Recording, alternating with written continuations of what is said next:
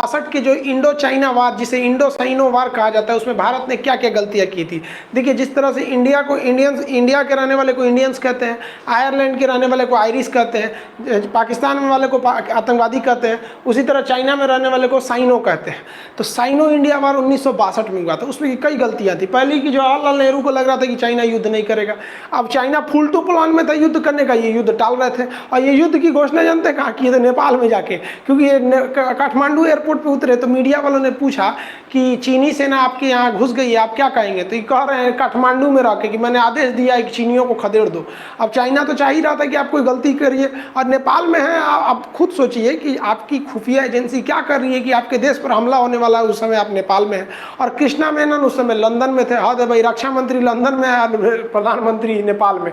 युद्ध होगा ही, थोप दिया उसने। तो एक तो जवाहरलाल नेहरू की जो नीतियां थी उस समय, कहीं ना कहीं तो कहिए कि जवाहरलाल नेहरू अपने रिटायरमेंट के एज में आ रहे थे, और वो चाहते थे एक विश्व शांति का एक संदेशवाहक बनकर यूएनओ के महासचिव बन जाए, जैसे अभी जो त्रिवेली ये आपके एंटोनियो गुटेरस, तो उस समय चाहते। तो कहीं ना कहीं इनकी एक महत्वाकांक्षी भूमिका थी। और गुट निरपेक्ष के संगठन के संस्थापक रहते ये थे, इनके समकक्ष कर्नल नासिर थे, अहमद सुकार्नो और कर्नल मार्शल टीटो, ये लोग थे। तो ये अपने आप की पहचान एक विश्व के बड़े नेता के रूप में करना चाहते थे, इस वजह ये शांत रह रहे थे। और एक इनकी मजबूरी भी थी कि हम लोग हाल फिलहाल में आज़ाद हुए थे, इकोनॉमी नाम की चीज़ नहीं थी, टेक्नोलॉजी कुछ नहीं था। तो एक ये सोच रहे थे कि कहीं ना कहीं इनका भी सोचना एक ठीक था कि नहीं, चाइना से हमें युद्ध टालना है। तो भाई साहब, टालना है तो इसका मतलब क्या हुआ? वो चढ़ जाएगा तो हमको जवाब भी नहीं देना है। और आग में तो घी का काम किए थे हमारे ये भाई साहब। ये देखिए, कृष्णा मेनन रक्षा मंत्री उस समय के, इनको कोई मतलब नहीं था। पहला जीप घोटाला इन्हीं के समय में हुआ था। इन्होंने कहा कि एयरफोर्स और नेवी को तो आगे ही नहीं बढ़ने दिया। एयरफोर्स से कहा कि अगर आप एयरफोर्स आगे बढ़ेगी, नेवी आगे बढ़ेगी, तो युद्ध बहुत बड़ा रूप ले लेगा, जिससे समस्या आने लगेगी। इसलिए इसे अंतर्राष्ट्रीय एक बहुत बड़ा युद्ध का रूप न लिया जाए। तो आप बताइए ना, यहाँ पर तो क्या फायदा हुआ हम लोग को अक्साई चीन गंवाने का? उतना बड़ा एरिया चले गए लोग। उस समय हमारी एयरफोर्स चाइना की एयरफोर्स से ज़्यादा पावरफुल थी। उस समय चाइना के पास इतनी टेक्नोलॉजी ही नहीं थी कि वो हिमालय पार करके आ जाता। और जब वो तिब्बत पार करेगा, हिमालय पार करेगा, तब वो लद्दाख में घुसेगा। और हम लोग की एयरफोर्स तो आज भी दौलत बेग ओल्डी में जा सकती है सब। उस वक्त भी हम लोग के पास वो अवेलेबल था, लेकिन इन्होंने उड़ने ही नहीं दिया। नेवी उस समय इतना बढ़िया रोल प्ले करती। अगर इंडियन नेवी को आदेश दिया गया रहता तो इंडियन नेवी जो है ये मलक्का स्टेट और सुंडा स्टेट को यहाँ पे पूरी तरह से ब्लॉक कर देती। ये एरिया अगर ब्लॉक हो गया तो चाइना का पेट्रोल इधर ही से जाता है, व्यापार इधर से ही जाता है। चाइना मजबूर होकर ये एरिया से उसको निकलना था, लेकिन क्या करेंगे, ये लोग नेवी को आदेश ही नहीं दिया। और हमारी नेवी उस समय बहुत ही पावरफुल थी। इसके अलावा गलतियों पे गलती, सीरीज गलती कर दिए लोग।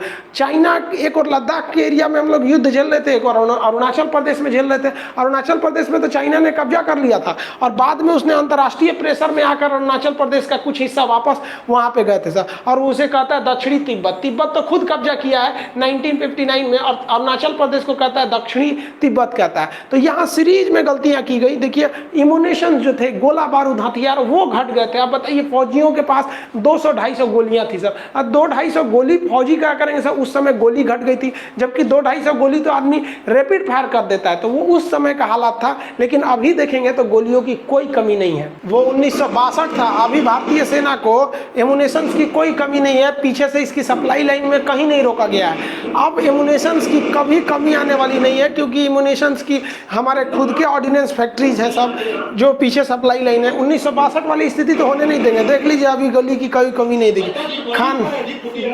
जो खाने के भले कमी हो सकती है, लेकिन अब कोई कहते कि गोलियों की कमी होगी, तो गोलियों की कमी नहीं होने वाली है।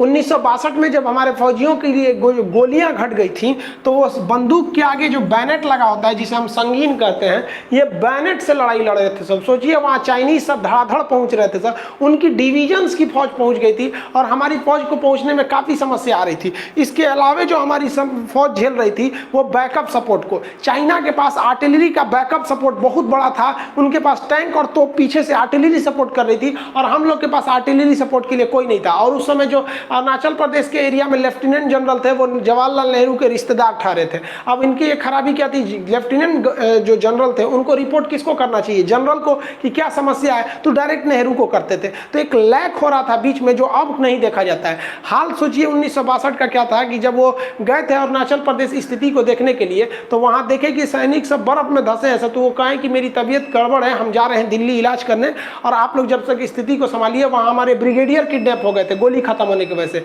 और भाई अगर आपकी तबीयत खराब है तो आप एम्स में ना एडमिट होइएगा, वहां से आए अरुणाचल प्रदेश में और अपने घर चले गए। लेकिन अभी देखेंगे तो स्थिति उल्टी है।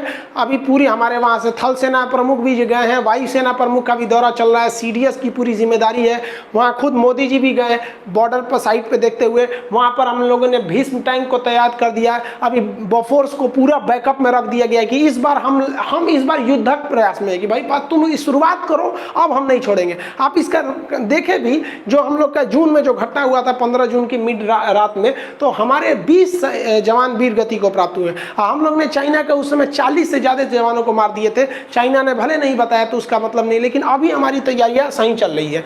62 युद्ध की जो हमसे सबसे खतरनाक भारत से गलती हुई थी वो उसके साजो सामान की। हमारे पास ठंड में रहने के लिए इस तरह के कपड़े चाहिए नहीं थे, सामान्य वर्दियां थी। हमारे पास जूते चाहिए थे, आर्मी के बूट प्रोफेशनल, जबकि हमारे पास कैनवास का शूज था जो कपड़े के होते हैं। अब सोचिए इसमें बर्फ में हमारे सैनिक, ठंड से कई सैनिक शहीद हो गए साहब। उनके पास सोने के लिए टेंट नहीं था, वो पेड़ के नीचे सोया करते थे लोग।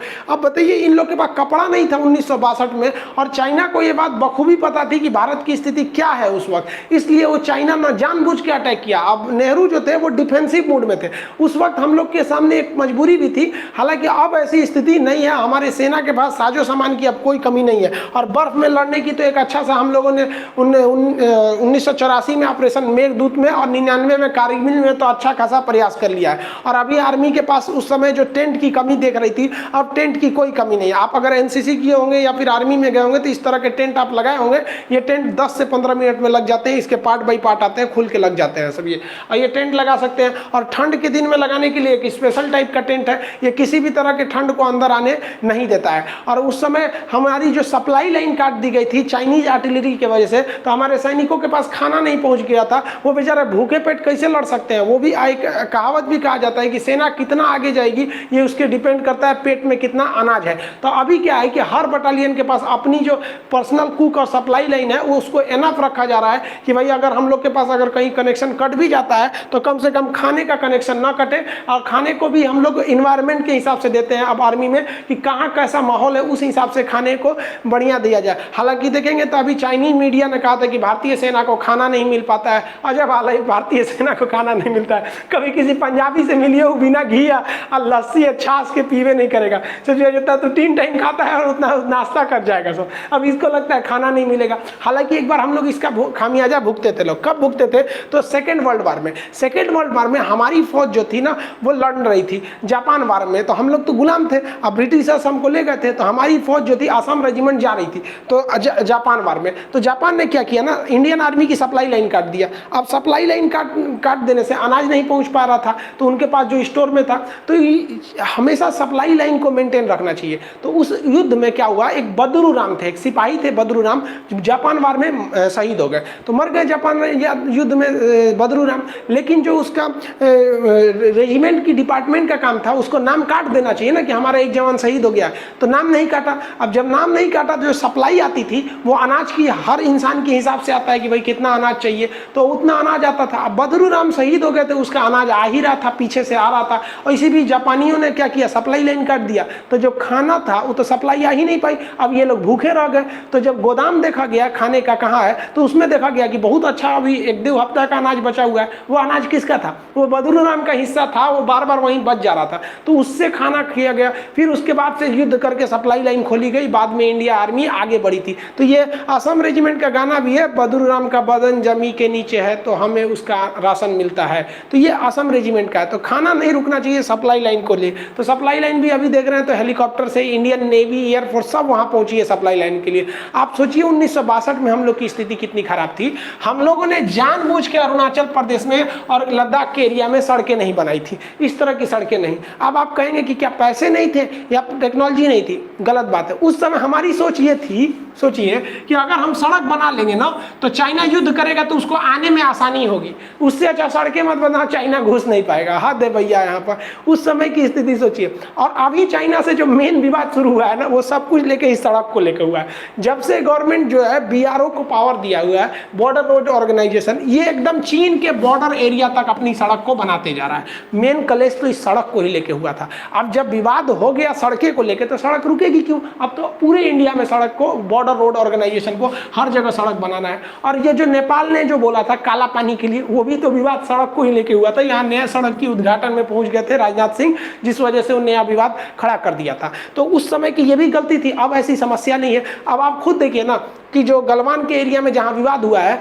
वहां स्पांगुर लेक के एरिया में उसके पीछे जो स्ट्रिप्स हैं, वहां पर हमारी आर्टिलरी गन्स वहां पहुंच गई हैं। सड़क अच्छे होने की वजह से ही तभी तो वहां आराम से पहुंच चुके हैं सर। और एयरफोर्स भी सड़क के टूटने की स्थिति में एयरफोर्स भी बैकअप में है, वो अपनी रसद सामग्री को पहुंचाने के लिए। अभी जो चाइना से विवाद चल रहा है, वो मेन शुरुआत इसी इंफ्रास्ट्रक्चर को लेकर हुआ था, जो उस समय बहुत ज्यादा कमजोर था। जबकि अभी देखेंगे तो हमारी पूरी आर्मी पूरी तरह से तैयार है कि भैया तुम रहो, हम देखते हैं तुम्हारा। हमारी आर्मी की 25,000 फौज महज 15 किलोमीटर पीछे खड़ी हुई है कि आप बस आदेश दीजिए, हम लोग आधा घंटा के अंदर पहुंच जाएंगे। उधर चाइना भी रेडी खड़ा हुआ है, तो हम लोग भी खड़े हैं। तो 62 की स्थिति नहीं है।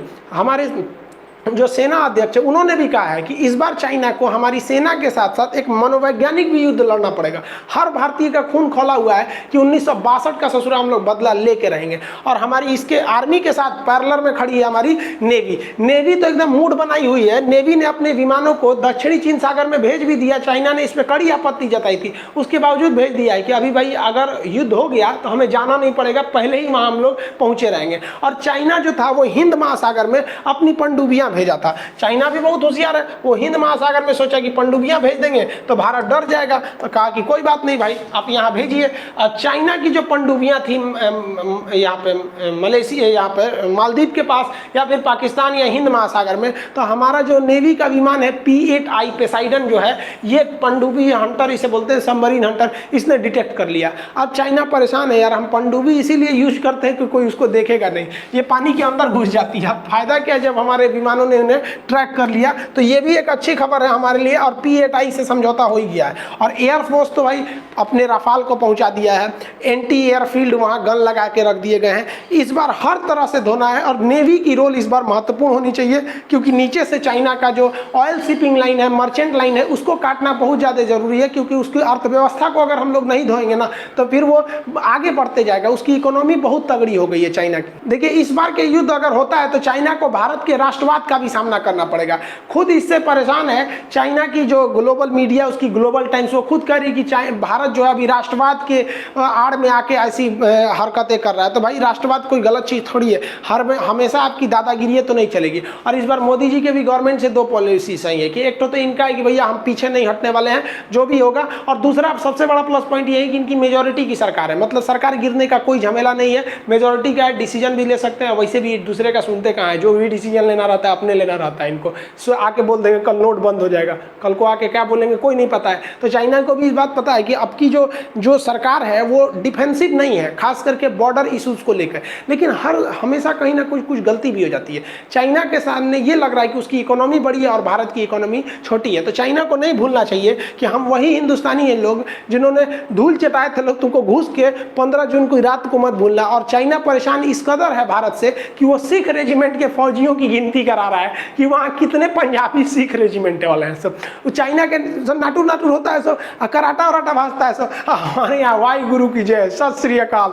वो 6-6 फीट वाला पंजाबी सरदार लोग दूध को कांख में पकड़ लेगा तो हिल डुल नहीं पाएगा। अभी चाइना अपने स्पेशल यूनिट लगा के रखा है कि कितने सिख वहाँ तैनात है सब। अब भाई ये लोग की बात क्या पूछना है, ये लोग 1.25 लाख से नीचे बातें नहीं करते हैं लोग। ये लोग इन लोग से क्या टकराना है। बहुत अच्छा भाई, सैल्यूट करते हैं, सत श्री अकाल, वाई गुरु की जय। धो के आइए भाई, हमारी इंडियन रेजिमेंट की, हमारी आर्मी की हर एक रेजिमेंट अच्छी है। लेकिन खुद सोचिए कि अगर कोई दुश्मन देश आपके रेजिमेंट के बारे में नजर रख रहा है, इसका मतलब वो कितना खासा डरा हुआ है आपसे, और ये डर जरूरी भी है उसको। चाइना एक तरह से देखेंगे तो ग्लोबली वो घिरता जा रहा है। पूरी दुनिया अभी चाइना को देखना नहीं चाह रही, अभी पूरी दुनिया का। लेकिन चाइना के साथ सबसे बड़ा प्रॉब्लम क्या है कि इसकी इकोनॉमी बहुत ज़बरदस्त है, बना लिया है। और हम लोग की सबसे बड़ी प्रॉब्लम क्या है, इकोनॉमी चौपट हो गई है, जिसका कोई हद नहीं। इकोनॉमी को तो एकदम ध्वस्त कर दिया गया हमारे यहाँ पे। अब खुद सोचिए ना, कितना अजीब बात है कि चाइना के नेतृत्व में बनाया गया AIIB बैंक जो था, एशियन इंफ्रास्ट्रक्चर डेवलपमेंट बैंक, ये जो बैंक है, ये बीजिंग का ये बैंक, ये इसमें बेसिकली चाइना नहीं इसका मेन है। हालांकि भारत की भी इसमें हिस्सेदारी लगभग 6% है, लेकिन ज़्यादातर स्टेक होल्डर इसका चाइना है। इसे कहा भी जाता है चाइनीज वर्ल्ड बैंक कहा जाता है। भारत ने इसमें दो खेप करके लगभग 9,000 करोड़ रुपए उधार लिए हैं। अब सोचिए, जिस चाइना से हम मुकाबला करने जा रहे हैं, उसी के नेतृत्व वाले बैंक से ले रहे हैं। ये हमारी इकोनॉमी गिर रही है, और ये आज से नहीं गिर रही है, इसका जो सिलसिला चल रहा है वो काफ़ी पुराना चल रहा है। अब कुछ लोग कह रहे हैं कि देखिए कोरोना की वजह से इकोनॉमी गिर गई। अच्छा, एक बात बताइए, क्या हमारी अर्थव्यवस्था इतनी चौपट थी कि 3 महीने के लॉकडाउन में बर्बाद हो गई? खुद सोचिए, कहा जाता है कि एक देश को लगभग 2 साल तक के लिए इमरजेंसी के लिए तैयार रहना चाहिए। हमारे यहाँ लॉकडाउन लगा कितना यार, अप्रैल मई जून में तो खुल ही गया था लॉकडाउन। चाणक्य जो थे वो बहुत बड़े विद्वान थे, उन्होंने अपने राजा के लिए, मतलब किसी भी साम्राज्य के लिए सप्तांग सिद्धांत दिए थे। उन्होंने 7 बातों को बोला था, जिसे कहते हैं कि सप्तांग सिद्धांत, राजत्व के लिए सप्तांग सिद्धांत। वो क्या था कि पहला कहा गया था स्वामी, यानी देश का जो मुखिया है वो एकदम सुदृढ़ होना चाहिए। तो नेतृत्व में तो किसी को कोई दिक्कत नहीं लगता है कि मोदी जी में कोई दिक्कत है, ऐसा किसी को नहीं लगता होगा कि उसके नेतृत्व में कोई प्रॉब्लम होगा। लेकिन बात समस्या क्या है, आमात्य में। आमात्य कहा जाता है मिनिस्ट्रीज को। अब आप खुद सोचिए, दिल पे हाथ रख के आप ही बताइए, क्या ई मैडम से देश की अर्थव्यवस्था संभल रही है? और खुद से सोच के देखिए कि क्या देश जैसे महत्वपूर्ण अर्थव्यवस्था को ये कंट्रोल कर पा रही है? नहीं है। हम ये नहीं कर रहे हैं कि आप विदेश से लेके आइए, लेकिन बीजेपी गवर्नमेंट है, अपने में ही देखिए, आपके में भी बहुत सारे योग्य होंगे जो अर्थव्यवस्था जैसे महत्वपूर्ण चीज़ों को संभाल सकते हैं। देखिए, राजा के बाद सेकेंड महत्वपूर्ण दिया गया है राजत्व सिद्धांत में किसको? आमात्र को, कि उसके मंत्री अच्छे होने चाहिए। ठीक है, रक्षा मंत्रालय में ठीक है, उनको दिया गया, कोई दिक्कत नहीं है।